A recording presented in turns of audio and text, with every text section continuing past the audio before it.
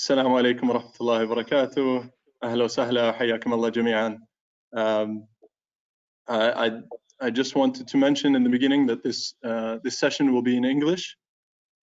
So my name is Ibrahim Al-Maigil. I'm a manager of strategy and investments at the Ministry of Sports, and today we will be discussing the digital sports startups in the era of social distancing. And as part of the Ministry of Sports' ongoing efforts to create dialogue and content around different sports topics, ranging between technical topics and today at the intersection of sports and entrepreneurship, we're very happy to be here today. And special thanks to our partners at the Leadership Development Institute and at Munshi'at for their support. So without further ado, today we will discuss a number of topics. In today's age, in the the current COVID-19 pandemic has presented a lot of threats, but also some opportunities. And I'm very delighted to be alongside several sports entrepreneurs from the region that we will hear a bit about their stories, discuss how they've gotten into entrepreneurship in the sports space, but also how they've managed to navigate through this storm that is COVID-19. So let's begin, and perhaps we can just get to know you. So first of all, thank you all for joining us today. Let's great. So let's start by getting to know you. Rayyan, maybe you can begin giving a brief background about yourself and your business. Sure, absolutely. Thank you, Ibrahim, and it's a pleasure to be on this call with all of you guys and discussing and just kind of giving you a background on where we stand in terms of the fitness industry here in the region and what's happened in the past couple of months. So my name is Rayyan Al-Ghaliyini. I am a fitness gym owner here in Saudi. I own a couple of businesses. The major holder in this business basically is RG Fit. We are a fitness group-based business or group-based gym. We focus on taking the workout experience and personalizing it in a smaller group setting with high-quality, world-class trainers. And currently what we've done is we've pivoted online as well. So I'm also the co-founder of Now Fitness, which has evolved and has grown into something much bigger than we have actually imagined over the past 4 months. And we actually started right before the COVID pandemic. And Now Fitness is a marketplace, an online marketplace to promote anything wealth, wellness, and fitness online services from any provider around the world to any client around the world. So that's what what I'm currently involved in. My background, I lived for 7 years in Canada. That's where I got my degree in sports performance and kinesiology. Coming back here to Saudi Arabia, where I grew up in, I saw that there was a huge need or a huge gap in the market in terms of the fitness industry. This was back in 2014. We were heavily focused on the conventional kind of global gym, and that's where I kind of saw an opportunity and a gap in the market, and that's how RG Fit was born. And we're currently expanding and moving into different parts of the region as well, and right now heavily focused on online training as well. Fantastic. Thank you, Rayyan. It's a pleasure to have you, and I'm really interested to hear a bit about RG Fit, but also about Now Fitness and how you've really taken this challenging time into an opportunistic way. So thank you. Cameron, tell us about yourself and about football. Yeah, for sure. Thank you, Ibrahim, for having me here, and hello everyone who's watching. I run a company called Football Factory. Started in 2017 in Dubai, and the essence of it is to help people optimize their full potential, help them reach their fitness and health goals through football. I've been a player my entire life. I played collegiately After I graduated from my university in the US, I started working in marketing and kind of forsake the route of moving into the professional sphere of the sport. But I always had that calling. I always had that yearning. It was always my passion. And upon attending a HIT kickboxing class, maybe around 2014, 2015, I had this epiphany. Instead of kicking a bag, imagine if I could do some work with the football and also do some exercise moves, do some calisthenics, and then in between mix in some ball drills. And that was kind of the brainchild of Fitball. And it took me a while. It took me a few years ruminating on this idea that I had so much energy for until I finally executed on it. And what started off small in Dubai with a few people coming eventually blossom into an amazing community. I ran group and private classes, and yeah, it's just been an amazing experience. And now with COVID-19, I found myself having to come up with some new solutions. So providing online programs to clients and working with them has now become another piece of repertoire that I offer. Great.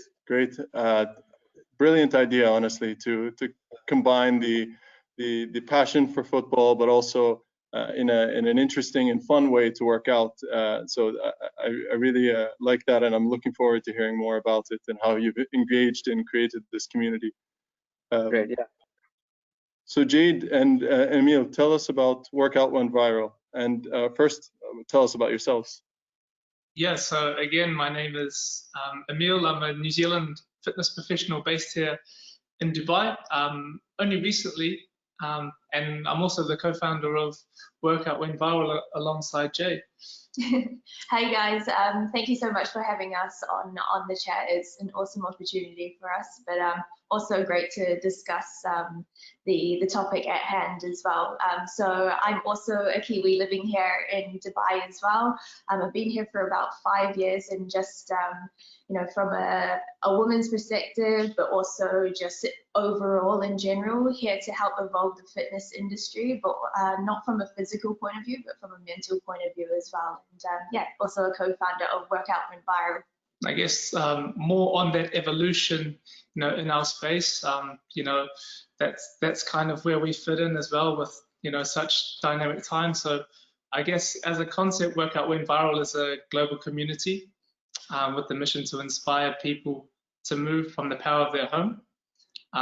We started as two crazies selling fitness equipment out of the back of our car, and at the start of this whole pandemic, and now we're this concept that's entered over 500 homes across 6 continents, 4,000 minutes on Zoom a week, with 37 classes. So things really blossomed, and we're really looking forward to what's in store next.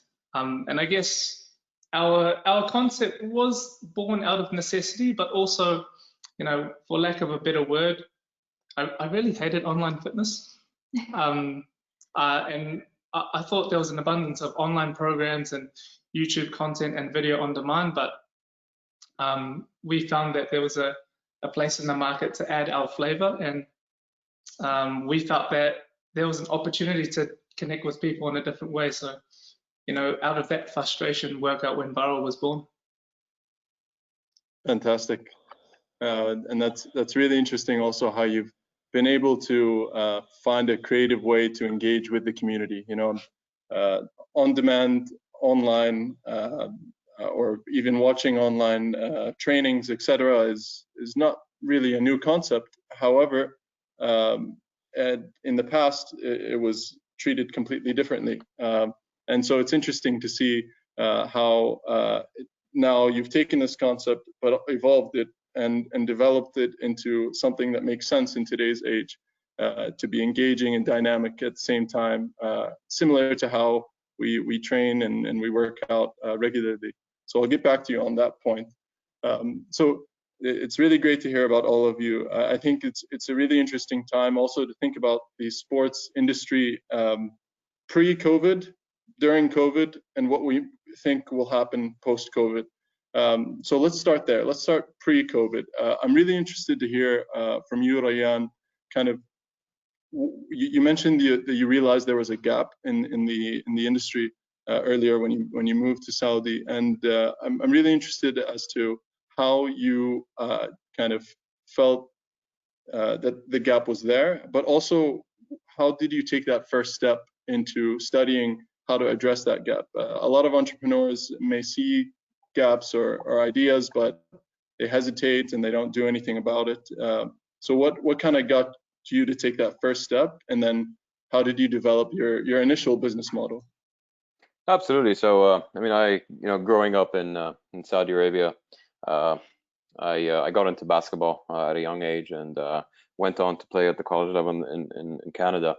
And growing up, it was very frustrating for me because I didn't have access to quality training, quality gyms, and quality services in that sense. I mean, we had a lot of gyms around, but number one, there was not much guidance in place. There was not much youth development in place. There was not much quality facilities where that I trusted that I could go and be under good guidance. So that kind of resonated with me, and that was kind of my initial motivation to going abroad and studying and kind of gaining all that knowledge and bringing it back to the kingdom, and giving back to our community. So coming back in 2014, yeah, it was 2014. I actually got a corporate job for the first 2 years, just to kind of get back into the culture here. I was away for 7 years and lived abroad for 7 years, so got back into the culture here and started my own kind of private training business on the side. So I was doing a 9-to-5 corporate job, and then from 5 to 10 I would go train clients all around the city. That went well for the first 2 years. Slowly I started training more kind of group classes, and kind of coupling people together. Eventually I found a space. It was an open tennis court. Rented that space and ran classes there daily. It's to be honest, within the first 4 or 5 months it boomed. I was soon hiring other trainers to cover for my classes and add more classes as I was at full capacity. So that was when I kind of made the jump, quit my corporate job, and opened the business. I partnered with a longtime friend of mine who was also into fitness, and that's how RG Fit was born.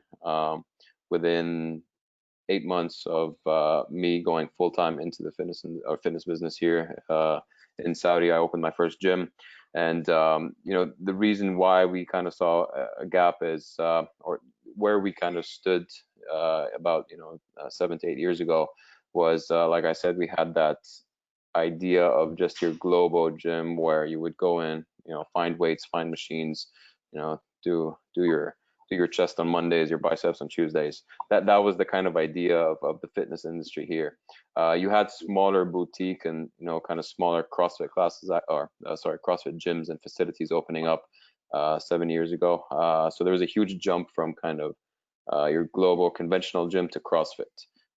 And then soon people realized that there is another form of training, we realized that there's another form of training, right? And there's that huge gap. So now the consensus or the idea was you're either a conventional bodybuilding gym or you're a CrossFit gym. So we saw a big gap there, and that's where we came in as RG Fit to provide more functional fitness, to make people understand that there is another way to train other than just to lift weights, and try to create more awareness in terms of what it means to be healthy and fit. And then from the push from the government as well for their Vision 2030 and increasing mass participation, we kind of piggybacked off of that as well, in terms of the awareness and the education behind that as well. In the past 5-6 years, we've seen a lot of public events. People are more aware of their healthness and their well-being, and that kind of helped us as well to be one of the first movers in that industry. And we're just growing from here. That's great. And I think you said something really important, Rayan, and earlier is, you didn't start out and just open RG Fitness. No, you had some training sessions on the side. You rolled up your sleeves and you tested it step by step until you kind of established that business and built off of it. So I think there's a lot to take away from that, and also the differentiation between gyms. Many people kind of see them at the same level, but in Saudi now, as you rightfully mentioned, there's really an evolving dynamic in the gym industry where there's many different offerings and growing offerings, and I think it's very nice to hear about how you've had that and tried to bring that to Saudi in the early 2015-16. So what about you, Jeff, or Cam? How did you initially start Fitball Factory? How was that idea born? You mentioned it earlier about combining kind of your passion, etc. But how are you able to kind of gather some people together, and how are you sure that this would be an idea that would be able to sell to people? Yeah. So just to speak a lot of things that Rayan touched upon actually resonated with me and are actually quite true to my story as well, in regards to having lack of guidance or leadership when you were growing up and having the proper youth development, and then also to provide people like a means to get in shape by doing something more than just lifting weights or doing bench press or squats. Obviously, we know the popularity of football globally, and if we can get people to use the sport as a sort of centerpiece or a fulcrum by which to get in shape and to optimize their well-being, then I think it's a very encouraging thing. But to speak to your point, Ibrahim, essentially, I grew up in Dubai as well, so I always wanted to start my own something. I don't know what it was. I don't know if it was going to be in the tech space. I don't know if it was going to be health and wellness. I don't know if it was going to be web design, but I wanted to do my own thing. So I left New York City in 2016, moved back to Dubai where my family was living, and obviously I had my network there and my establishment, and started just bouncing off a number of ideas off some friends and seeing which one would stick. And obviously, of all the pieces that I had, Fitball was the one that I had the most passion for. So some of my family and my close confidants said that they believe that's the one that I should run with. So I went to my old school that I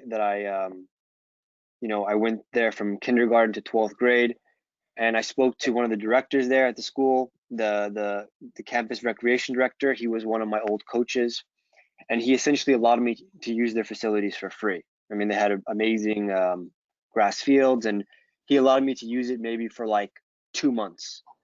So at first I was just inviting friends, free sessions, and then my friends would tell their friends, and then we'd get a bunch of people in there. And obviously at first it was very rusty. I had these like big grandiose ideas for what the training session was going to look like, and it turned out that what I had built out was just way too complicated and people couldn't keep up, and it was too long to transition.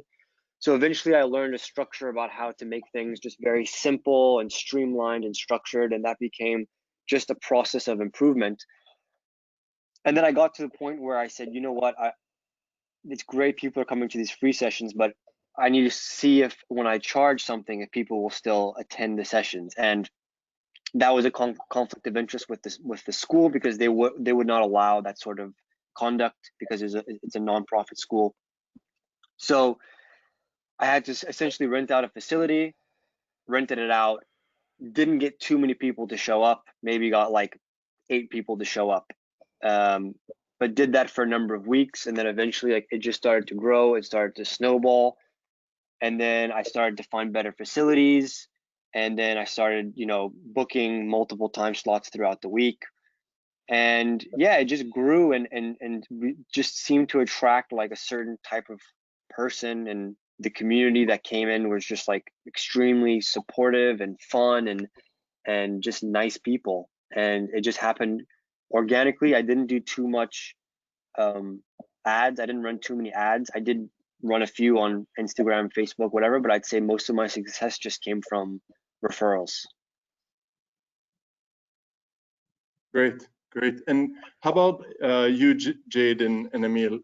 How did you initially kickstart Workout One Viral? And was that kind of a product of something you were doing before, or was this completely out of this COVID pandemic? Yeah, I guess you know, much like Cam was speaking on, like we literally started as with 2 people who were keen to keep moving, and you know, that quickly snowballed. And as it was evolving, Jade and I looked at each other and was like, okay, well, if I think someone reached out to us from the local paper here, and they were like, you know, where do you see virtual fitness within the fitness landscape sort of long term? And we said, this is going back maybe 4 months. And we said to our friend Ash, you know, we believe that we can coexist, but you know, gyms will eventually return to the peak of their powers. And you know, with the reopening of gyms now in Dubai, like it's been a crazy time whereby like loads of people have stuck with us, and we've actually got a little bit busier. So yeah, I guess the answer to your question is still sort of unfolding. But yeah, in the early days, it was literally one person who was, you know, keen to log on, and then, you know, that turned into 2 people, and it turned into kids. It turned into, you know, people like referrals from like left, right, and center just coming through. And I mean, spending 4,000 minutes on Zoom a week kind of puts into perspective with you know. I mean, Ramadan was an interesting time for us. That was probably our busiest time. We were busy. Like you look at us, and like there's only 2, and we were doing 9 classes. And then like this, our concept's definitely gone through like phases. So that like 9 classes, and then we managed to like kind of streamline things and reduce the schedule, but you know, maintain, you know, the amount of people that were logging on. But also like with borders opening, like people were taking us with them. They're like, oh, you know, I work from home, so I'm gonna, you know, cross the border and, you know, go to Lebanon, or I'm gonna return to London to be close with my family, and they take us with them. So yeah, it's an amazing thing. I think it's also like a great shift also to see how working out from home, how accessible it is now, and also the fact that we've been able to maintain an amazing community as well. And like Cameron was saying, most of our clients came from, or I don't really like using the word client, but our community was built around referrals from friends going, hey, check this out. And you know, it was initially a lot of humming and hawing around sort of what they were about to get themselves into. And you know, as soon as people log on, and you know, the energy that flows within our space, but then also from the screens that we see, it's just been amazing. And it's forever evolving as well. I also think it's like Ibrahim, I believe it's timing. Like I think Rayan, like you could probably speak on it a little bit more, but I don't think the market was quite ready for online fitness delivery, maybe going back, you know, 2 or 3 years. So that like the timing was just very opportunistic timing. Like we had never foreseen, you know, this being a thing in January or February. But when things did close down, and when, you know, we were given the option to go online, like we grabbed it by the horns and we're like, okay, let's do this properly. We said, if we're gonna do it, we're gonna do it like well. Yeah, makes sense. And I'm really happy that you were able to do it well, and you were able to engage community and kind of build it organically. I think it's really interesting also how you're able to manage the dynamic of your community and how you can build it. So I'm interested to hear kind of what makes the difference for Workout One Viral. Why do people feel like it's a real community, and how is that? You know, I think that's a really important part of why people you know, are convinced and really happy to work out at home and be a part of this community. that engagement. So how do you engage and manage that with your, I guess, with your community, not clients? I guess like that question at its core, that like that's the magic pill that anyone in this industry is after, right? Like how do you maintain such an amazing community? I mean, community is like the beating heart of any fitness concept, any gym, yeah, our concept as well. But I always feel like we treat, you know, someone, whether it's their first time logging on, or we've actually got people that have clocked up close to 200 sessions, we treat them the same. So at its core, like, they know Jade and Emil like from the first minute that they log on. And they know who's the mean one, who's going to deliver the yeah, and obviously it's Jade. But yeah, I like unanimous feedback that we get is that they feel it's quite a strange one. They feel like it's quite a personal experience, even though we're behind the screen, they're behind the screen. So I guess that's the magic. Yeah. Yeah. Makes sense. So I think it's really interesting now during this time. So we heard a little bit about how some of these ideas were born, but of course, you know, they were a part of a journey, and you had to take many twists and turns, and had a lot of obstacles. And I think I'm really interested to hear from you, Rayyan, and Cameron, and the others. What was March like for you? When you first heard about COVID, what was your initial thought, Rayyan, and how did you react? Well, it was nothing like we imagined it to be honest. But you know, that being said, because our facility and the way we operate and the way we have our classes is, there's a lot of engagement, and there's a lot of you know, we are, you know, a facility focused on group classes. So I would say in mid-February, we started to actually see the numbers decline. You know, once we started, you know, seeing the first few cases in the region, people were more aware. You know, we had a lot of people ask to, you know, freeze or hold their memberships until further notice.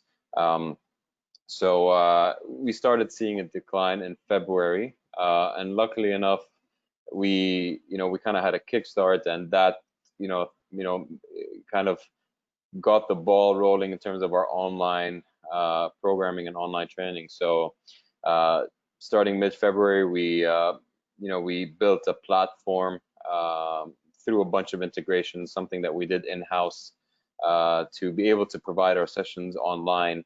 And we were kind of planning this online platform as an additional service to our in-person training for those who aren't comfortable coming into the gym at this time.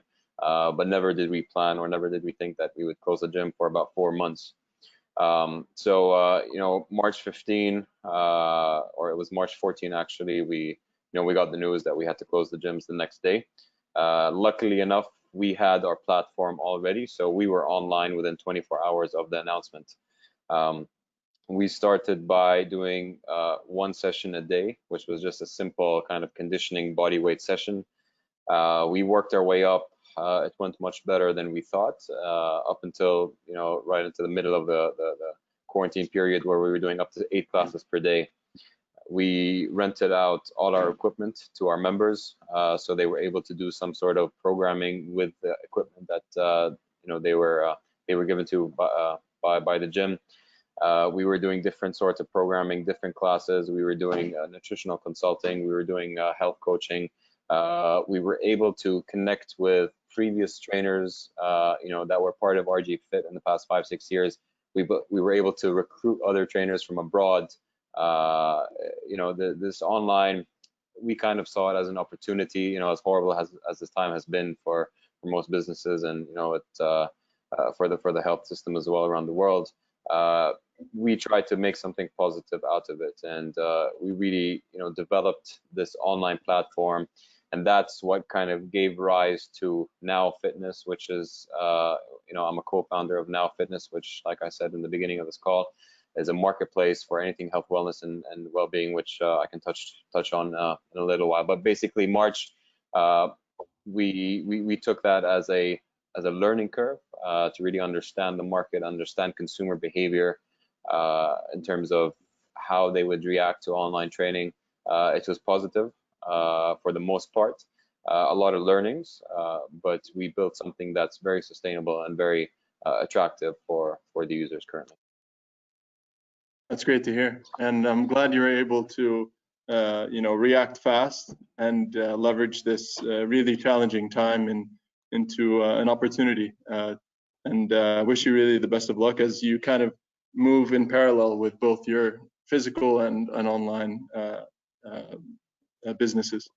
Cameron, how about you? How was March 15th for you, and what did that have you start thinking about? I know, as Rayan mentioned, with the renting out some equipment and kind of maximizing what we can do, what someone can do during this time. I think we saw this as a trend in other gyms. Some weren't able to move very quickly, and they were forced to shut down, unfortunately. And while others tried to rent their equipment. I'm not sure, that's probably not as applicable to Fitball Factory, but how did this corona or COVID-19 pandemic affect you? So because I didn't have my own facility and I was renting facilities, I had some foresight. Maybe September, October 2019. I was at a point where I was realizing that maybe I should open up a facility. Maybe that's an option for me to take. Or what I put all the options that I had on the table, and opening up a facility was one of them. And I realized that in doing that, you become very susceptible to a lot of things. You become susceptible to economic turns, you become susceptible to rent, to overhead, to employee, to insurance, to all these other factors. And this was before COVID happened. And so I already knew that the direction that I wanted to move in was actually more online. And I knew that before COVID-19 hit. I know from working with clients on one-to-one basis and working with clients online that I can get them better results online than I can working with them in person, and I can work with more people. So, and not only that, but I can actually provide a service for a cheaper price, because a 1 hour session with me is going to be different than if you work with me for a month for a fixed rate. So I kind of already knew that online was the direction that I wanted to move in. So when COVID hit in March, I was kind of already on my way and prepared for what was happening. And I actually realized that it was a great opportunity for me to expand what I was already doing and really hone into my messaging, really hone into my service offering, and go full on with that, as opposed to kind of doing a little bit of that and a little bit of in person, just going full in on that. And so, yeah, I guess, I don't know, it's just, I was lucky to maybe have that vision somehow, and then it just kind of, it progressed accordingly. And then because I was no longer, it didn't really matter if I was still located in the UAE or wherever, I came to the US because a lot of my online clientele were actually based here, and because of the online time difference and this and that, it was better for me to come here. So yeah, I made the move and I came back to the US, but I'm still serving clients, globally. I have clients that are everywhere. I think that's the most amazing part about online, is that you can connect with people from all over the world, and it's no longer location dependent. So I think it's pretty positive. That's great. That's great. And I think it's interesting because maybe more traditionally, sports and the fitness industry and is known to be the assets or the facilities or the gyms, or but not necessarily in today's age. Your business or your asset is not only your physical assets or your people, but it's also the way you engage. Your platform, your marketing, your connection with the community, but also your relationships and how you build from that. So, and I think that's that's really, I think, the epitome of what you, Emil and Jade do, and build your kind of proposition around is this sense of community. You do everything from your house. It's all virtual, and you use digital tools to engage. So I'm interested to hear kind of what digital tools do you use today to still have valuable services that that one would use as a substitute for what they used to do in physically. Yeah. So I think it's hard to ever replace a face-to-face interaction, as I'm sure you all have found out from doing Zoom calls. It's just not the same as a face-to-face. But we do have the tools at our disposal to create community. And I have, I've made friendships with people that I've never met before, like face-to-face, but I've spoken to them and we see eye to eye. And it's amazing because social media as a tool, it gets a bad rap these days because people are using it. They're scrolling through, they're looking at people's feeds, and it makes them feel a sense of insecurity. But if you use social media for its purpose, which is to actually connect with other people and to start conversations and to be positive, and it's actually a very powerful platform. So I think the segue of that is Facebook groups. Facebook groups is, you can build an amazingly engaged and connected Facebook group. It takes a lot of work. There's know-how to it. But that's one faculty. Another one is obviously going to be Instagram, although it's less of a community feel unless you create maybe a private account and you can somehow communitize that, which is not something that I've done, but I know others have. I mainly use Facebook groups, and to actually run my programs, I mean there's a number of different modalities. Like Emil and Jade are doing Zoom calls, and I've done Zoom calls as well, where I'm doing live workouts, and I do that with some corporate clients. But what I do is I create programs through an app called Trainerize. So there's tons of these different apps. There's True Coach, there's Trainerize, there's My PT Hub, there's PT Distinction. There's tons of them, and essentially I connect with my community on there, and I serve them their mindset, their nutrition, their workouts, their whatever they need to get to where their football training, especially because that's what I focus on. And there's so many tools at your disposal now to really connect with people, but it's really about knowing which tools are going to work for your business. So it does take some trial and error and figuring out those, but those are some of the tools that I have found to be most effective for me. Yeah, makes sense. And I've used some of those apps, but also I think some of them are maybe technical for nutrition or coaching, but others maybe make more sense for the type of joint workouts that maybe something around workout went viral you would do. So I'm actually interested also to hear from you, Emil and Jade. So how are you able to connect with people through social media and through Zoom calls, and what is that dynamic, and how do you consistently engage with your people? Is it a matter of they see the schedules, or are they engaging with you regularly, or do they have kind of like an e-coach, or could you tell me a little bit about that? Yeah, so I would put it down to the screen time that they have, in real time. So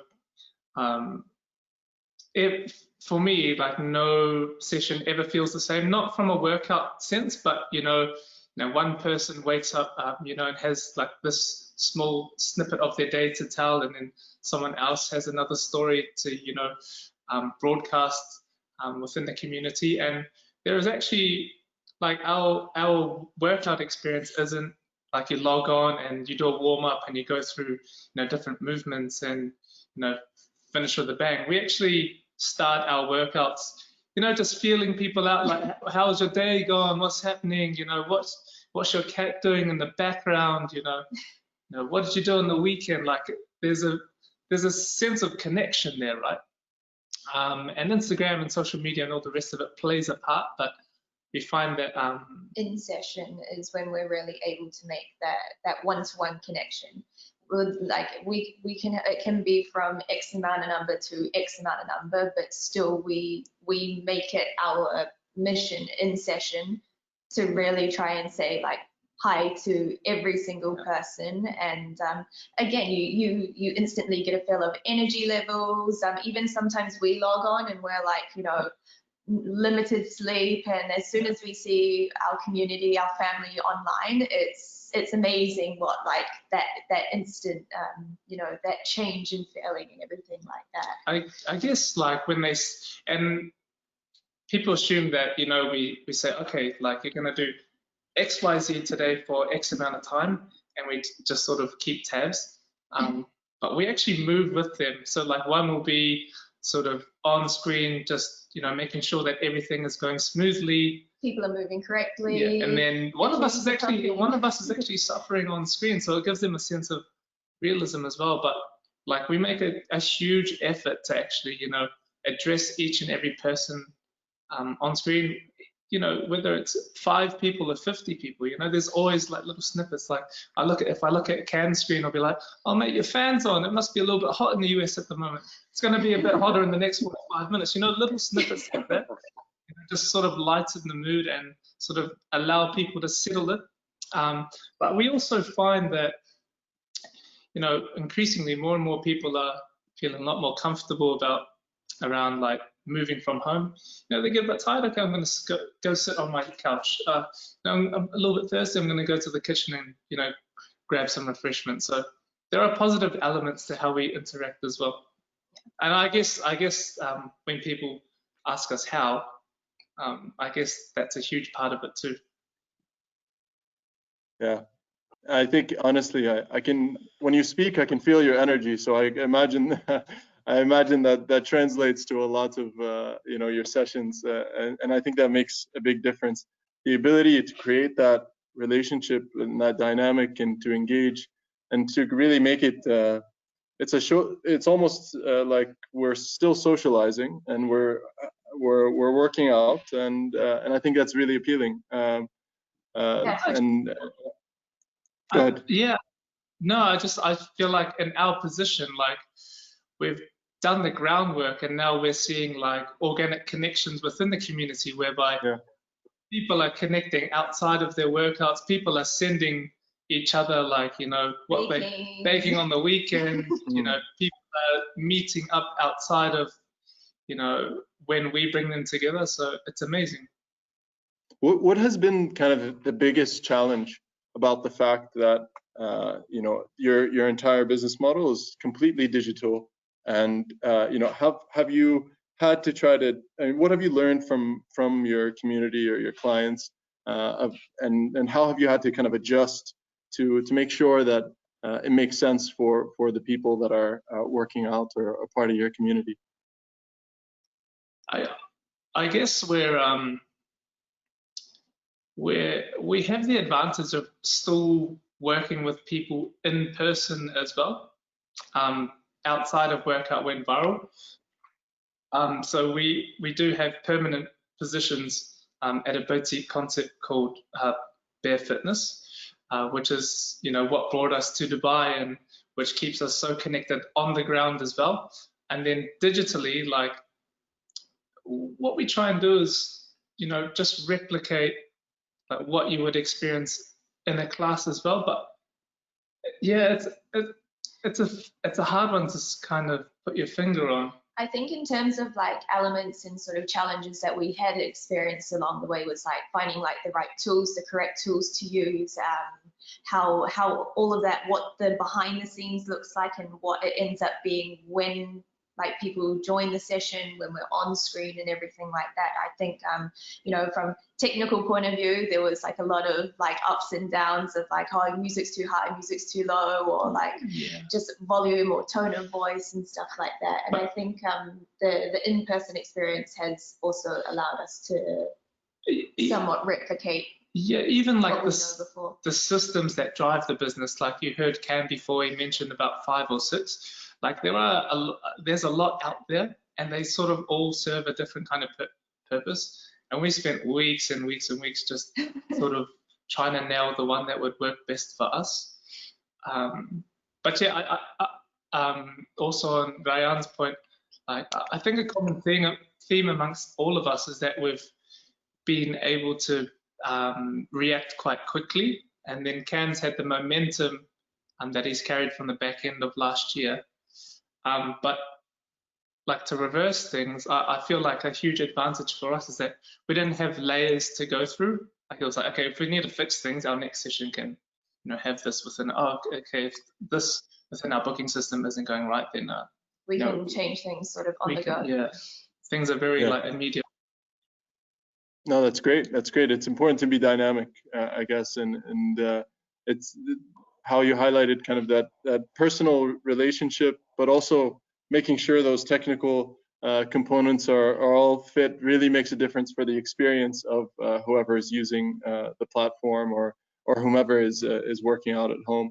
And I'll switch over to you, Rayan. Actually, I'm interested to hear about Now Fitness and kind of what are those services that it offers, and you know, what is kind of the value proposition for Now Fitness?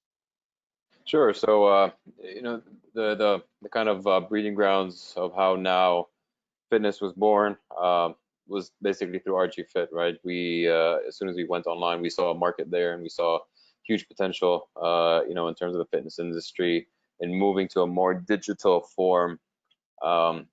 So, you know, we kind of did our market research, and, you know, soon found that there's no real marketplace for fitness or health, you know, in the region and globally as well.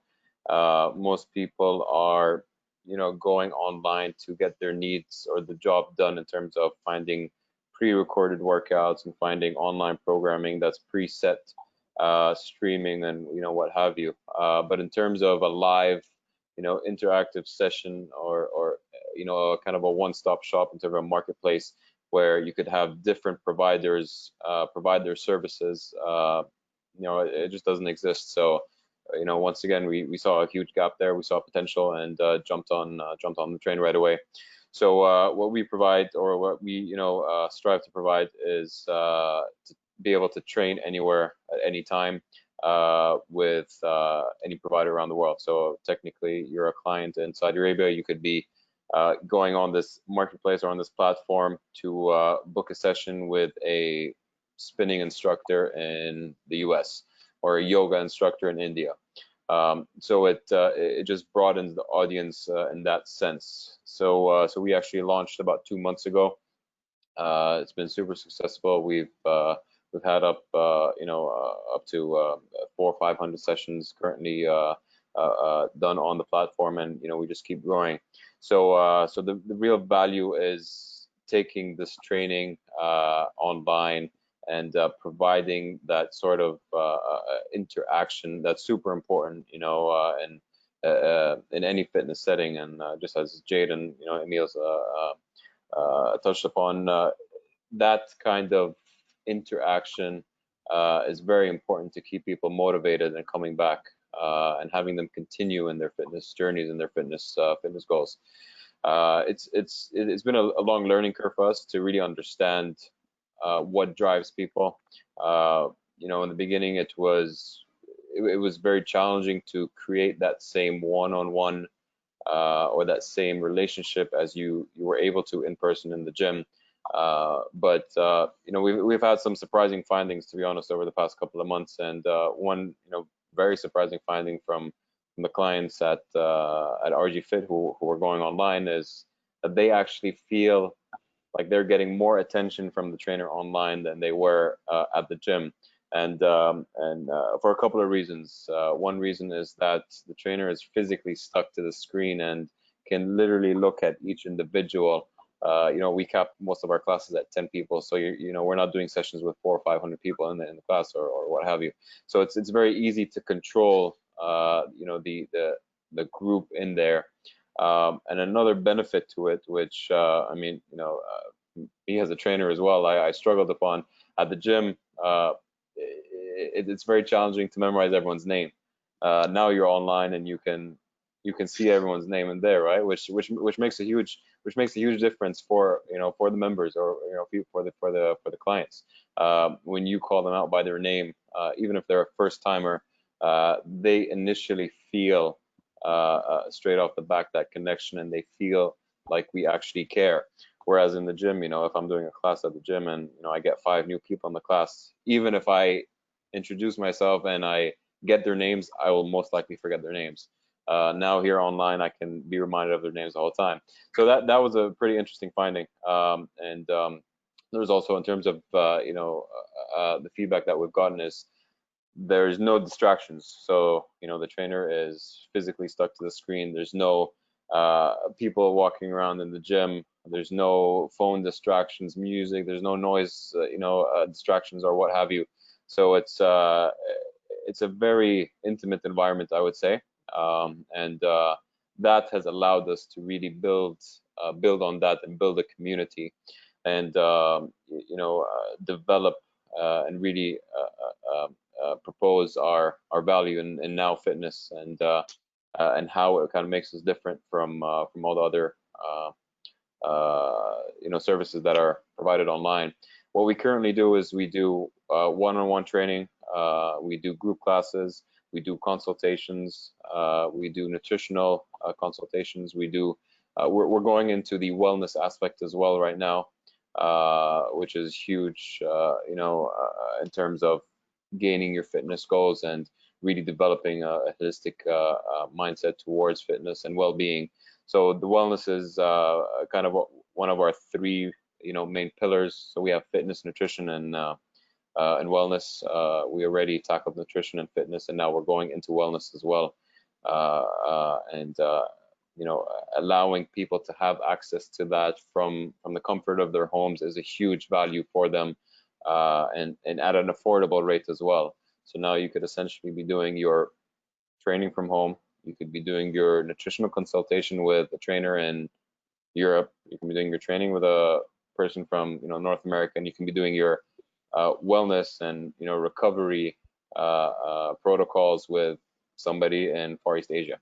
So at a very affordable rate, very convenient to you, and you can be doing it from your home, from the comfort of just booking and doing the sessions through your phone. That's great. I think the beauty of it is how interconnected it is, and it's suddenly now everything and everyone is within reach, and I think that's very powerful in today's age. I think I just wanted to remind the audience that in case you have any questions, please feel free to write them in, and we'll make sure to address them towards the end. Just jumping back, so we've learned a little bit about kind of your backgrounds and how you've gotten into your various pursuits, but also how you've had to pivot and adjust your business models. How just thinking about one element, I think, which is a lot of people maybe have a difficult time with, and I think you mentioned this, Cameron, earlier, about which is really how can you make, there's one thing to have a good idea, there's another to be able to deliver that idea well, and then there's the third area is how can you make money doing this, and how can you actually make sure that it's profitable, or but at the same time your clients or your communities are pleased and happy and excited to be there. So I'm interested to hear from you also, Cameron, and we'll hear from everyone how that dynamic in sports and now digital sports pursuits.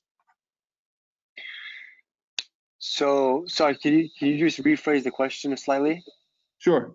So I guess to simplify it, I guess it would be what types of business models in digital sports would enable or make sense in terms of financially lucrative opportunities. Okay, got you. So with what I'm doing now, I have found that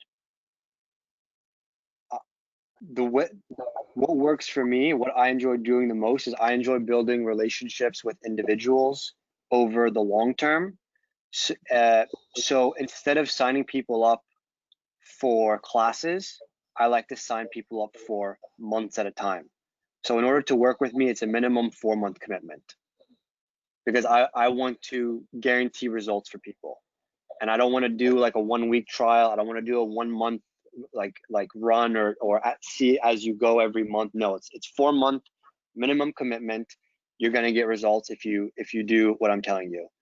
Now, some people that I work with, their aim is to, because I've added a full performance element to my training, it could be they literally are trying to sign a professional contract.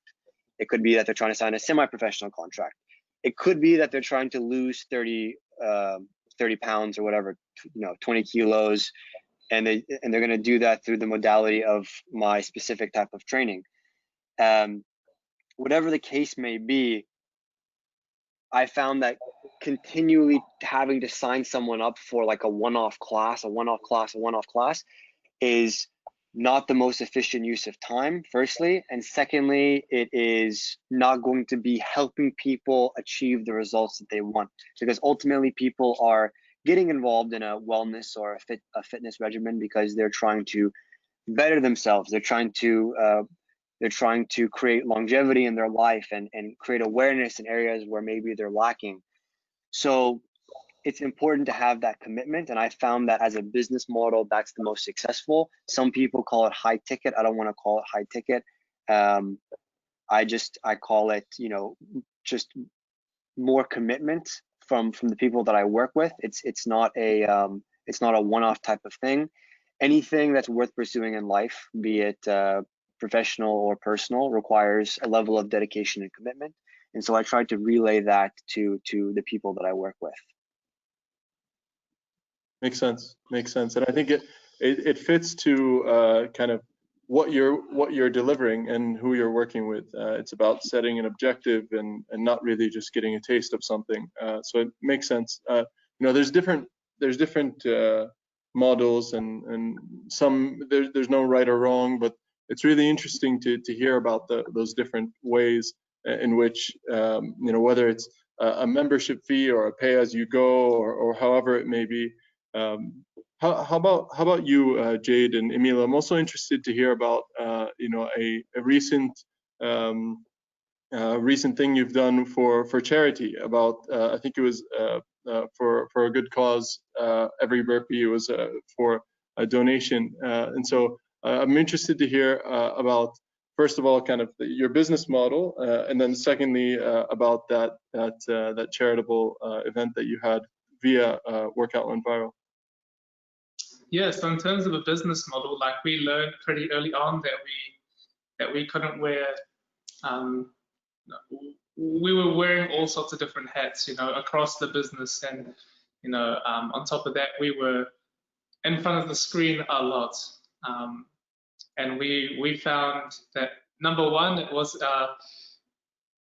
never going to last long term, so we had to reduce the amount of hours we were on screen and sort of offload a lot, and then at the same time, like in terms of our growth, we needed to be around the clock so that we were hitting different parts of the world at different times of the day. So that was our I guess we're still such a young we're still such a young concept as well. Yeah. So we're continually like pivoting and trying to service all. Like obviously, the dream is always to have someone from day one or day two or day three stick with you for forever and ever and ever. But in 12 months' time, that may not be the case. We may have like a completely different hold on the market. So yeah, in terms of business model, it continues to evolve. But yeah, we're actually quite flexible, to talk on Cam's point, whereby we were having to renew people like on a fortnightly basis, monthly basis, but now we sort of have systems in place, and put it back in a members corner, whereby the commitment they want to take on, etc., etc. And it's working. It's working. It's flying. And I'm sure along the way, like we'll iron out the creases again. But yeah, to answer that point, it's evolving.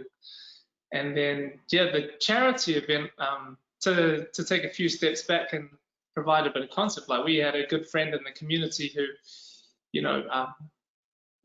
was going for a run one day in Dubai and noticed a community. Yeah, a group of Ghanaian nationals who were displaced in a park in, I think it was in Satwa.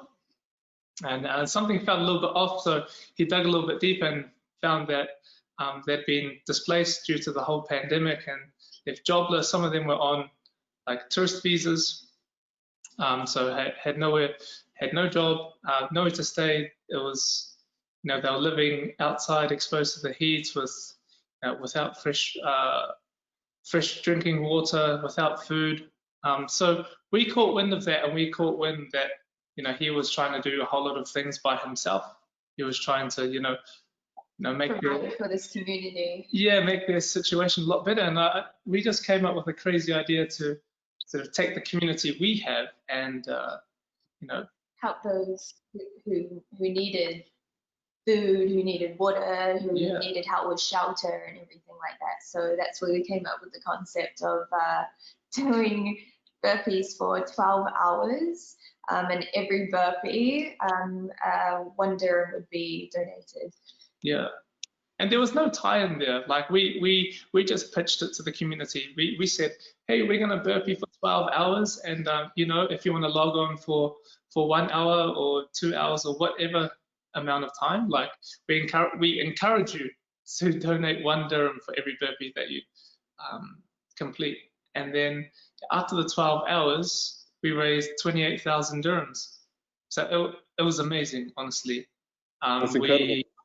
Yeah, and I think the greatest success is that we had the correct people in our corner, and the funds were going to the right places, and we were making like an impact. That wasn't just hey, Jade and Emil are collecting money, and it's up to them how they want to spend it. Like we had like support from Emirates Red Crescent, we had like the Yellow Give page. We had all of these different partners that just came together, and my good friend Tarek, him and I tried to pull the event off in space of 48 hours, but we were like, let's give it like a 7-day lead time and see what sort of momentum we can generate. And yeah, it was a huge success. Yeah, so through the likes of Instagram, we were able to sort of push out some marketing collateral. Our community was like screaming at us, like, give us more content, we want to post about this, like this is something amazing that you're doing for those who need help. And on the day, I cannot tell you how amazing it was to see people logging on and just like completely energized to do something not for themselves, but what was going to happen on the end of that for like helping others in the community or those in need. So it was just amazing to see like people put, yes, I'm going to put myself through this, but I'm willingly wanting to do this because I know that I'm going to help make, even if it's a small impact, but I'm going to make an impact on someone's living situation. Yeah. That's great. That's great. Really happy to hear about that. I think sport and fitness is such a community thing and an industry, and I think it's always great when these communities come together for such great causes. So let's, just conscious of time, I think we can transition to our final segment, which I'd really like to hear from you. Kind of, now we discussed the pre-COVID, the during COVID, which hopefully it ends soon. But I'm really interested to hear about your sentiment for the fitness and the sports industry in the future. Some trends may be temporary, while others may last forever. So I'm interested to hear, kind of just at a high level, your view and your perspective overall, and then secondly, kind of what you would suggest to someone that may be considering entering the space, given this timing. So let's start with you, Rayan. And I know that you know you're kind of gaining momentum now in Now Fitness, and I'm sure it's really important for you to consider what's coming around the corner. And so I'd love to hear your perspective. Yeah, absolutely. I mean, you know, that's something that we've, you know, heavily dived deep into and kind of looked into the trends, you know, of the fitness industry in the future. You know, definitely the traditional gym has pivoted. You know, people are coming to gyms right now and are looking for additional services. By services, part of that would be, you know, some sort of online space as well, or online offering. So, you know, the gym of the future has more to offer than just the training and the equipment and facility that they have in there. You know, in terms of amenities and services or hard facilities that gyms were offering previous, you know, in terms of sauna and, you know, additional what have you, not basketball, you know, basketball, soccer fields, whatever that is. I think we're going into an era right now where like what I discussed, the three elements of fitness and well-being are so much more important, and that being, you know, fitness or training, nutrition, and then wellness or mental well-being. So, you know, the gym of the future definitely focuses on these three elements and has some sort of online offering. And, you know, I think what this COVID pandemic has taught clients is that there's really no excuse for taking care of your health and your wellness. You are able to, you know, put in 20 to 30 minutes a day to focus on your workout, focus on your nutrition, focus on your wellness, focus on your mental capacity, and having an online presence, you know, will really allow us as fitness individuals and fitness businesses to grow, to be able to reach a wider audience, to be able to really grow beyond our physical limitations. And you know, I don't just say this, you know, because of the COVID pandemic. This is something that I think was inevitable. But what happened in the past 3 months and the COVID pandemic kind of kickstarted it and allowed, you know, every fitness gym business trainer in the world to kind of play around with this online space and how to transition online. And like I said, I think it was inevitable, and it just happened earlier than everybody expected. And now it's, you know, it's all about, it's all a game right now. You know, it's all a Russian game. Who's first in the market? Who's developing, you know, the best product on the market in terms of the online space? You know, what differentiates this person from the next person? So I think it's super important for any fitness individual or business to really focus on the online space and offer their services as much as they can online. Be creative. Make sure that you're offering something that's of value. I think value is the key, and how to deliver this value is super important when developing an online presence. You know, we had a lot of trouble in the beginning explaining or educating people of the value that they would get from online training while they're still paying their same membership fees to in-person training. You know, and we have to make them understand that it's the programming, it's the trainers, it's that connection that we're building that will help you reach your fitness goals. And it's not the squat rack in the gym. It's not the rubber flooring in the gym that will help you reach your fitness goals. So it's very important, you know, to take fitness now as a holistic view. Focus on nutrition, focus on well-being, focus on recovery, and grow that way and sell that within your business. That is the business of that is the gym of the future. A gym that focuses on these three elements, and the gym that has an online business.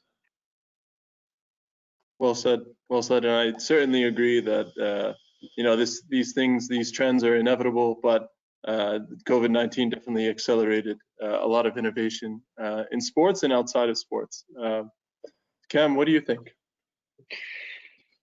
Yeah, I think similar to what Ryan was saying, but maybe with my own twist.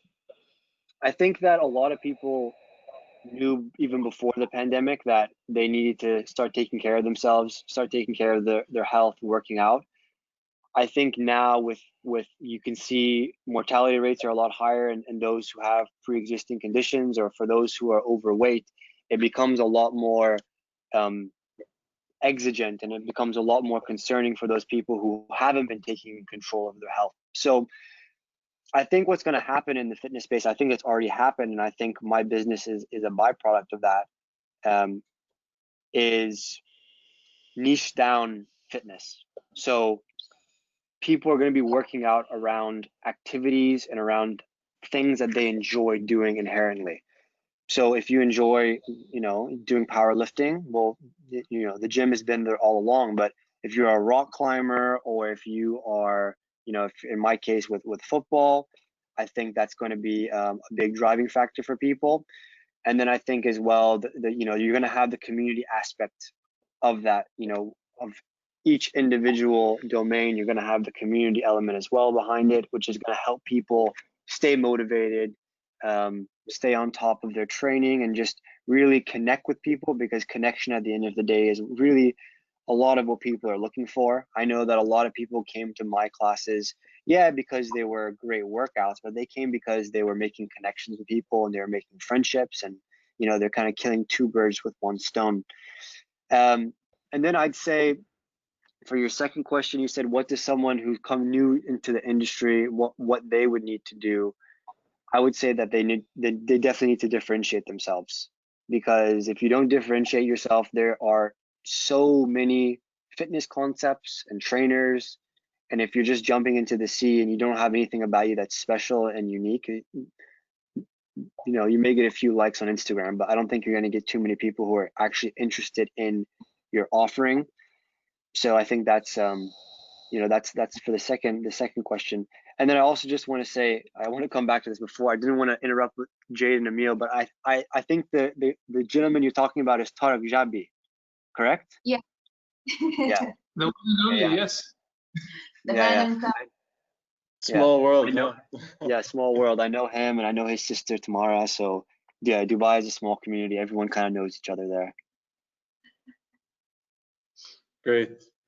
Well, thanks, Cameron. I can definitely resonate with that trend that you were projecting, especially with football and the concept of football being kind of really getting a great workout, but also training towards a goal, but also involving, you know, playing the beauty of football in itself. You know, I'm a national athlete for that in volleyball, and I grew up playing different sports and everything. I always hated conditioning. Just for conditioning. I enjoyed physically strenuous workouts, but with a purpose, with engagement, with something around it, much more. So I'd rather be gassed playing football playing with a ball than just running around. So Yeah. I definitely relate to that.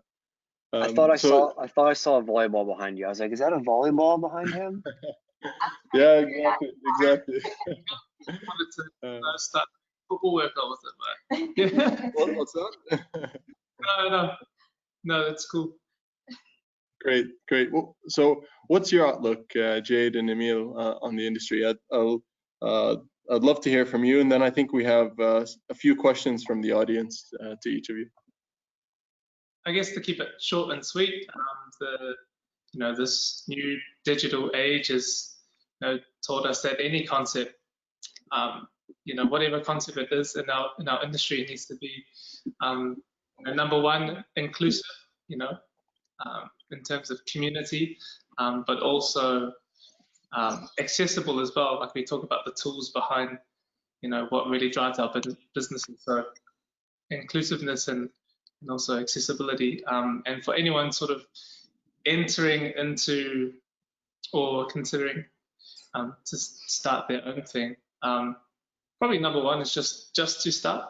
You make a start somewhere and figure it out as you go. But yeah, that's number one. Take that first step, and number two is just to believe in what you're doing. Because if you don't believe in the concept you're delivering, then no one else will. So yeah, those are the two touch points that I can give to the audience. I think you said it perfectly. I don't have anything more to add to that. Great. Well, thank you guys. I think those are really valuable perspectives and insights based on a lot of experience as well. And of course, I think the key takeaway is the industry is dynamic and evolving, and you have to be quick to react. So I think we'll take a few questions here. So first, I have a question from Hassan Al-Umran from the Juventus Academy in Saudi. He's saying, culturally in the Middle East, we're not ready for online sessions. And I'm sure the number of signups are not the same as before. So what are you doing as a business to survive and keep up with the expenses? What I mean is, are you reducing fees since it's not in person? The expenses are not the same, are still paying salaries, venue rentals, equipment. I think that perhaps Rayyan, you touched on this earlier about kind of the switch and your membership base, but also the fact that some online sessions would be similar priced to the physical sessions. Absolutely. I mean, so we didn't actually change our pricing in terms of the sessions that we are providing online. Going back to my point, it's super important to create value and bring that across to your clients. The general idea or consensus that online training is not as effective as in-person training. Well, I think what we have to do is change that mindset. Online training can be just as effective as in-person gym training to a certain extent. It'll just take a lot of creativity from us in terms of programming and how to develop our target clientele and how to bring across that value. So again, going back to that connection and relationship building, that's super important in the online space. Yes, it is a very novel and kind of new space that most gyms have just been, or most fitness professionals and fitness businesses have been exposed to over the past 4 or 5 months because they were forced to. But looking at the numbers, I mean, the online fitness industry is a $2 billion industry that's been growing 5 to 10% over the past 5 years, and I guarantee that that's about to grow at least 2 to 3-fold over the next couple of years. Especially with what has happened in the past 3-4 months with the COVID pandemic. So are people ready? I think the whole world wasn't ready to transition to online for to get their fitness needs done and met. But I think what it takes from us as businesses and fitness individuals is making sure that we bring across that value and really develop our online presence and think about ways how we can be just as effective online as we can in person. Great. I think that's the key. It's not, being online isn't about just being live, but it's about doing everything that is done in person by means of online to as much as possible. Is there anything anyone else wants to add to that point? Otherwise, we can jump into the next question. Okay, so another question is around so of course in the past you've had some sort of member base. Now some of these members are pure digital customers, and so the question was, how do you maintain your customers in such an online service? Is there a specific strategy? And maybe Cam, you can take this question, and feel free to add, guys, if you like. I think for me, yeah, it was weird because I didn't actually take with me a lot of my in-person clients to online. In fact, a lot of the new clients that I brought on online were all clients who were they were new clients, and they were already open to the idea of online training to a certain extent. They had been following me on social media for a while, and then when I just provided the right messaging, the right call to action, they opted in. A lot of the people who I was working with who were coming to my sessions, or even on my one-to-one basis, they didn't, if I'm just being transparent, they didn't transition to my online programming. And so I never actually really analyzed that situation and took it upon myself to realize what I didn't do right there, because it's kind of like, okay, this is the stream of opportunity. Like, you're moving from offline to online, and you better get it right. If you don't, then it's kind of like you can't really come back to it. And yeah, I guess I didn't relay the benefits of going online well enough. And I think Ryan mentioned this before, like there is some learning curve to transitioning from offline to online, and convincing people that they're getting the same type of results from it. And I also think that the people who I was catering to from my group classes, as I mentioned before, I think a lot of them were coming. Yeah, the workout element was a part of it, but I think a lot of them were coming for that like group interaction, like, you know, so maybe the Zoom calls would work better for that, to connect people and get them together. But I pivoted slightly, where I was doing more, as I said, the 4-month, the one-on-one sort of individual sessions, and the people that were opting into that were more people who were keen for the results.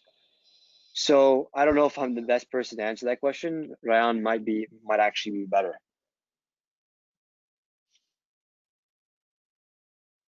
Apologies, I think I was muted there. Yeah, makes sense. Also, the fact that perhaps it's not necessarily the same segment that would come to your physical, business than the online business. So how about you, Jade and Emil? Now as this evolves, let's say tomorrow COVID-19 is over. What's the future of Workout Went Viral, and how do you maintain those people? Or will you, I guess, kind of take it as you go? But is there a customer kind of right now in the short term? Is there a maintenance strategy for your current community? Yeah, I guess we rewind and think about, what that client profile looked like at the start. Like, it's completely changed, right? In the beginning, it was, gyms closed, as they did worldwide, and people are can Workout Went Viral play a band-aid role? Whereas now it's like, oh, Workout Went Viral, is a workout I can do in a fraction of the time, fraction of the cost, and it's convenient, and like, it's not only a local community, it's global as well. So that's how things have progressed on our side. So we're seeing, people stick around, because of all of those points. The fact that people log on, wake up maybe 2 or 3 minutes before class and are still rubbing their eyes when they see us, and we play on those things as well. The fact that they have a long day at work and sort of don't need to fight through.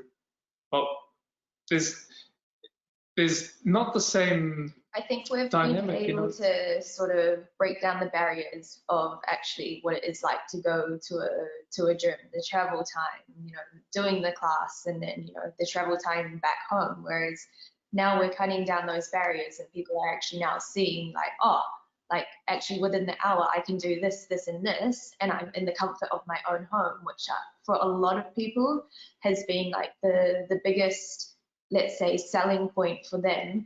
So they're like, you know what, this is like the way forward for me. And also on the side, which is not really something that we intended to happen, but through people enjoying moving with us, they've also been able to, along the way, actually go, you know what, I'm actually a little bit more consistent now that I'm working out from home because of XYZ. Those barriers are now out of the way, but also the fact that they're also seeing results as well, which for us was never the main attraction, to be like, you know, you're going to move and you're going to lose like X amount of pounds and stuff like that. It was just like, do you know what, let's just move together.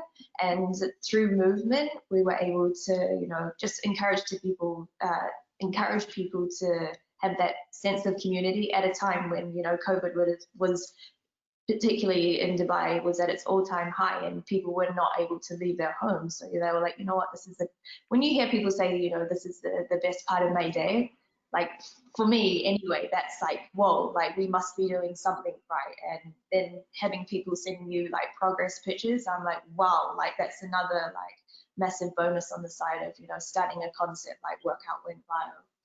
Yeah, I guess everything now is like a cherry on top, like the community that we've mentioned, you know, the initiatives that we've been fortunate to, you know, play a part in as well. And, you know, those are all, even the results that have come with it. Like we've never led with our workout. We've never been results driven. That's kind of just come about organically. So yeah, we're really happy with where we're at, and we're excited about, you know, where that can grow as well.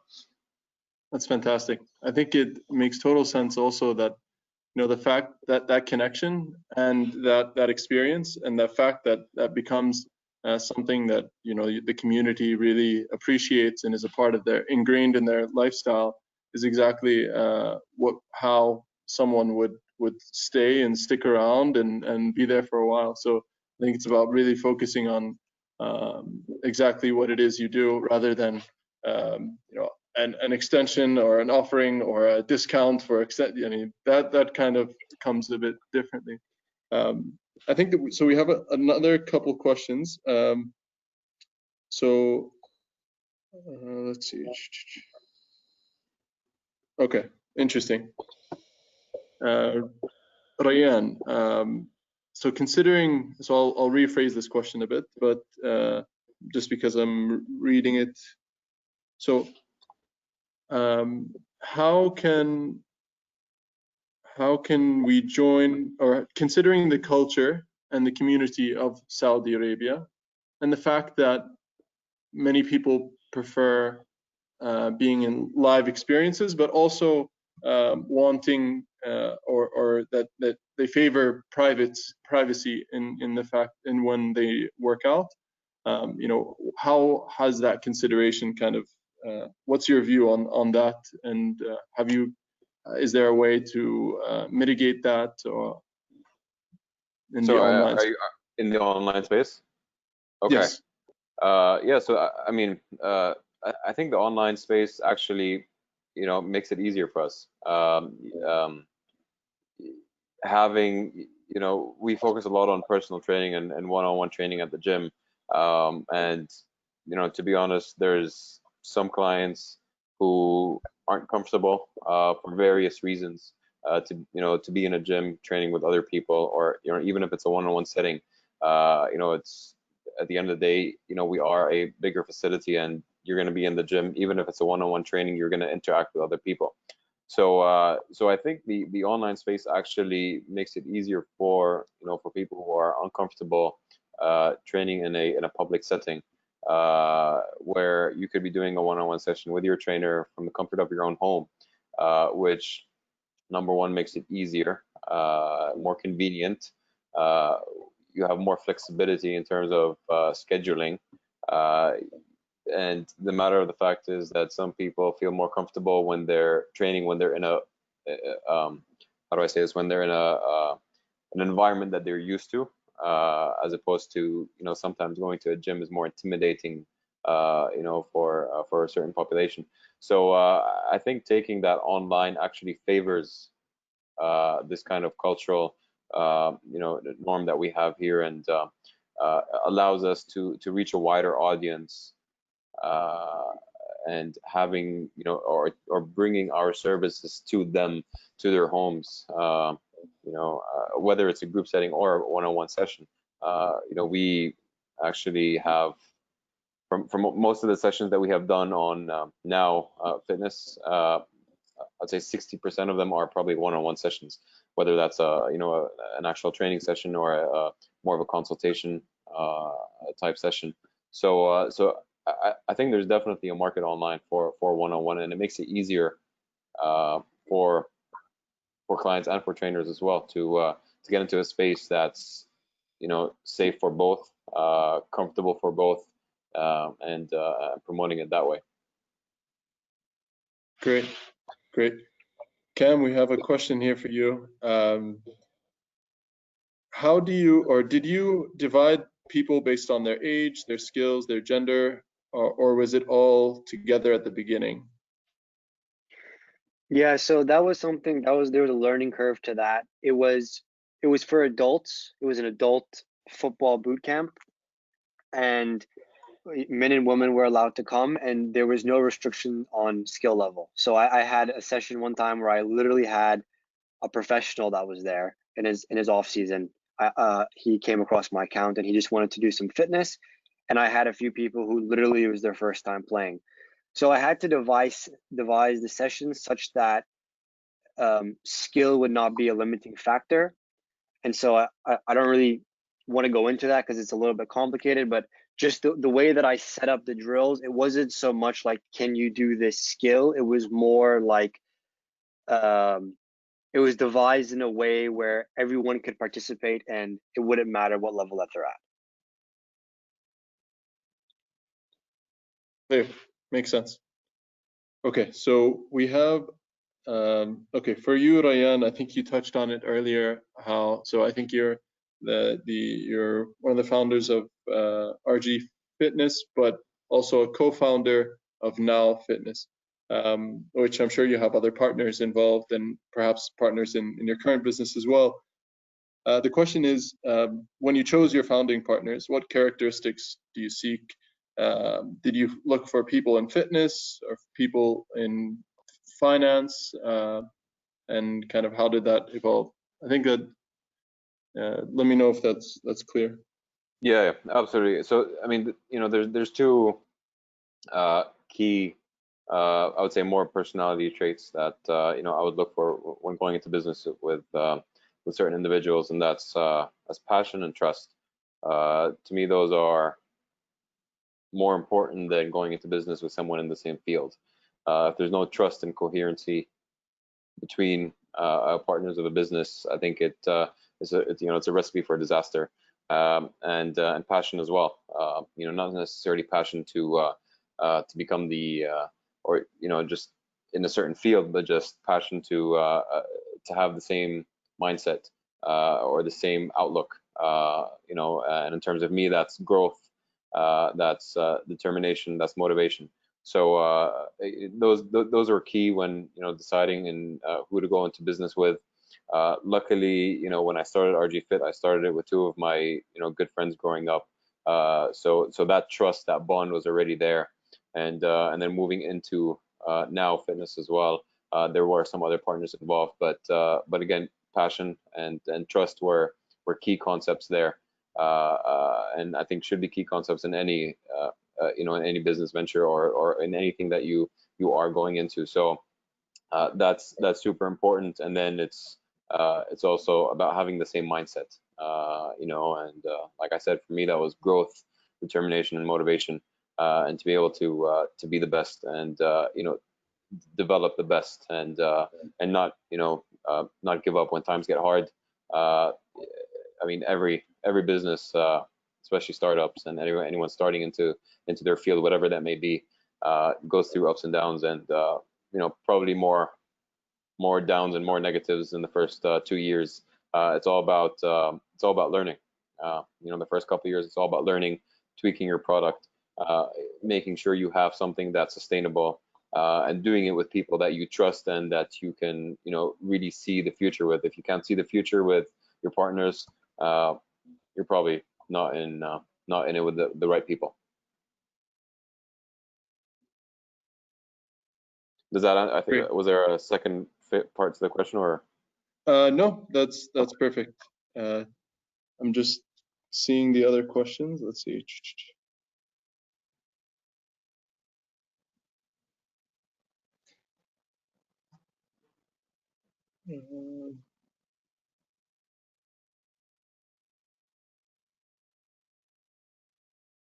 Okay, so there's a question for you, Jade and Emil. They said, I know the idea was born from wanting to get people active, and that's how you started it initially. But were you inspired by anyone to start this? And what would you say is the most challenging thing to keep yourselves and your followers motivated? I think like it's hard to say that our concept is very original, because you know there is so much happening in the online space. Actually, it's hard to pinpoint like if there was one person that we sort of like took snippets from or anything like that. In terms of biggest challenges,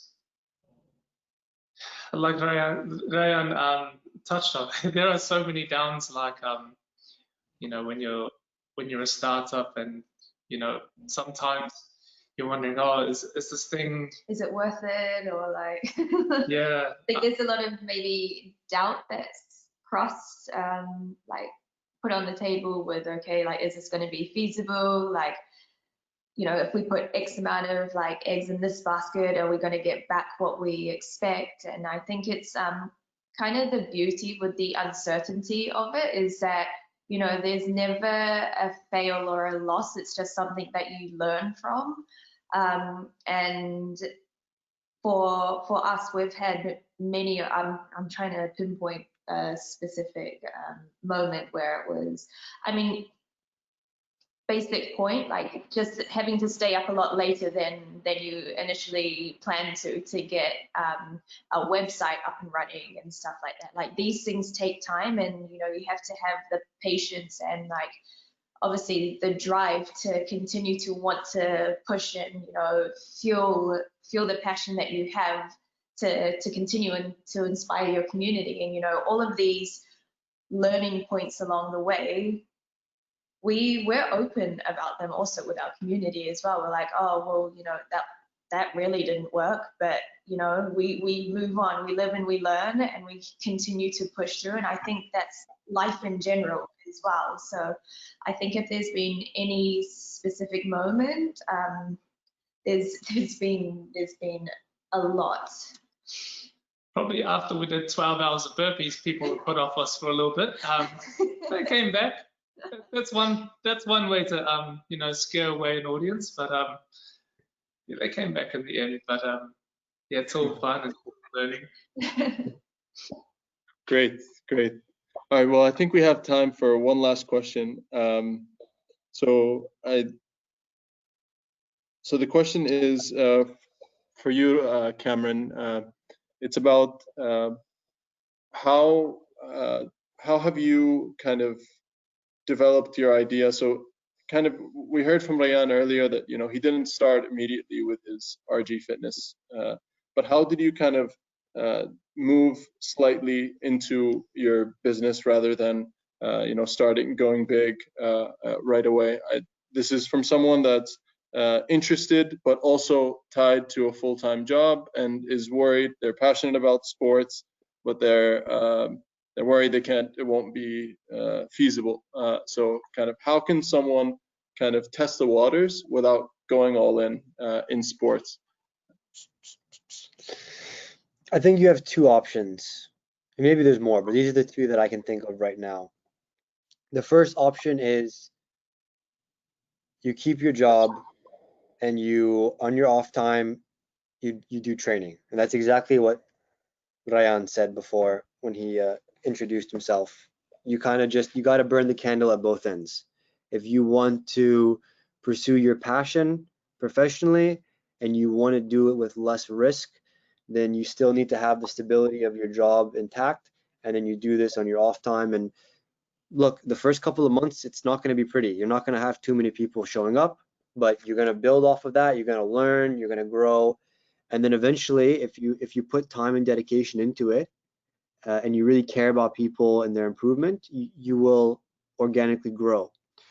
what I did, and I guess I was fortunate to do this, and this is another option, and a lot of people do this who go and start their own businesses, is I left my job in New York and I moved back home. I went back to live with my parents. So obviously, like, I had to cut down how I was living, my lifestyle. I couldn't go out for dinners, I couldn't go travel, I couldn't go do this and that. My lifestyle was confined, but I was figuring out what it was that I was going to do next. So it was a sacrifice that I had to make. It was a compromise, but in the end, I did find something that I enjoyed doing, and then I pursued it. So I guess you have one of those two options. It's either, if you are gainfully employed, then in your downtime you just do it. Otherwise, if your parents are willing to allow you to move home and they're still alive and they're gainfully willing to allow that, then that's another option. I think to just quit your job and pursue something is just irresponsible, and it's not the best option. So yeah. Great. Well, I think on that note, I wanted to thank you all for joining us tonight. I think that was a really great session. I hope that everyone that's watching at home, found it interesting and enlightening and valuable. Thank you once again for joining us all. If there's anything you want to say towards the end, any final words, please feel free. Rayan? Well, first of all, thank you, Ibrahim. Pleasure, Cameron, Jade, and Mir, to be here and have this fruitful discussion. I think two things that I just want to touch on is, and part of these questions were regarding this. Number one, the online space is so untouched in terms of the fitness industry, and it's very important to if we are to go and if we are to develop a real solid online presence, this is the time. This is the time when both the fitness professionals and clients are experimenting with online training. And the trends are just solidifying our hypothesis of the gym of the future having an online space. So I think it's important for anyone to be involved in that. And then secondly, just if you have passion for something, it's super important to not let that go. I mean, one thing that I go by is I don't want to look back on my life 30, 40 years from now and have any regrets. So if you have passion for something and if there's a market for it, again, those are two really important things. Passion is a good thing, but making sure that there's a good fit for what you will be offering. The matter of the fact is that I think Cameron touched on this. We're in a very condensed market right now. We need to offer something that's different. We need to offer something that's special. We need to offer something that creates value from us as individuals, and then just connection. People like to connect with you, and that's one thing that we at RG Fit focus a lot on, connection and building relationships with our clients. I personally know every single one of our clients. As much as time that takes, it's very important to make sure that they feel connected to the core business. So that's just something that I want to leave all our viewers with today. Thanks, Rayan. Much appreciated, and it's a pleasure to have you here. And I encourage everyone that's watching in the Jeddah region to look into RG Fit. Cam? Yeah, I think ditto to everything that Rayan said. He made some very good points there.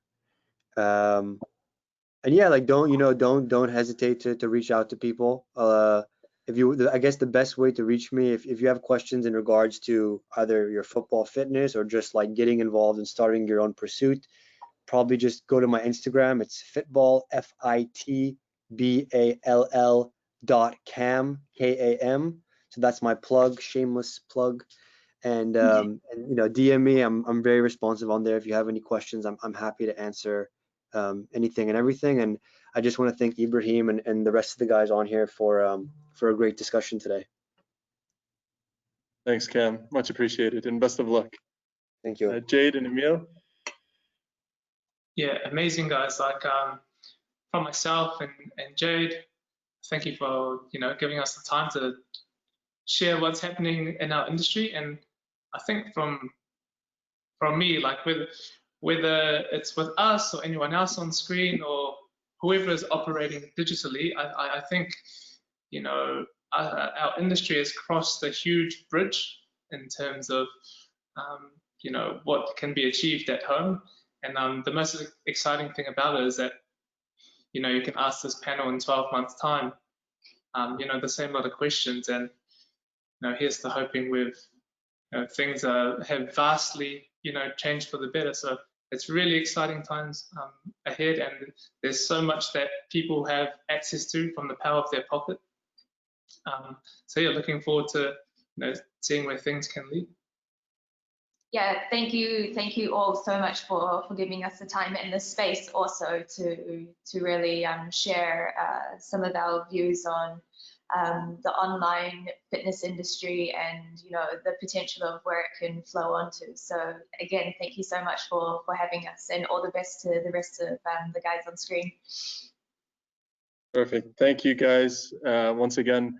Just as a final note, again, the sports in the kingdom is really an evolving sector, and at the Ministry of Sport, together with the other sports bodies, we are committed to kind of working towards our national vision of ingraining sports and physical activity as a pillar of the everyday lifestyle, but also creating international champions and elite potential.